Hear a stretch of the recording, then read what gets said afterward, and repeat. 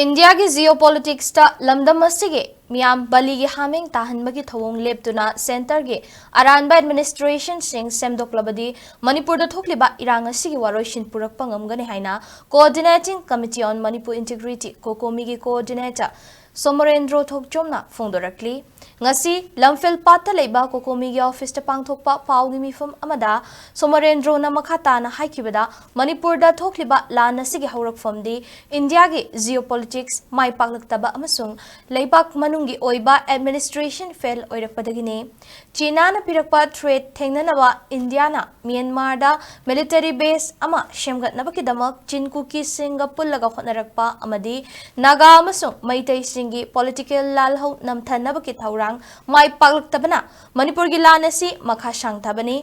Manipur bu India da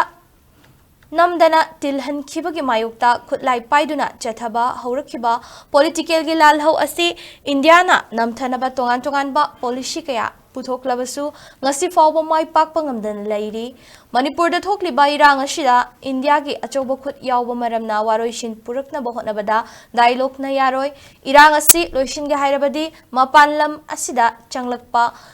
Chinkuki terrorist singi mathakta military crackdown chathagadabani Manipur asi anauba golden triangle ama oinabaki thaurangda chatharakliba deforestation poppy pambi pakshan na thaba amadi drug trafficking gi thabak thauram sing maru fangna muthatkadabani madu oirabadi Manipur da thokliba lan asi waroshin purakpa ngamgani haina phongdokhi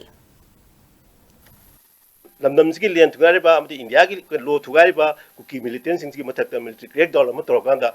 lochina bo honaga damni refugee mayam ji akhoi gi kaino tawna bo ngak thokna phidum da akhoi gi detention ground lama Manipur khakta na ta twa da pham singta akhoi gi thamba mo thok da populi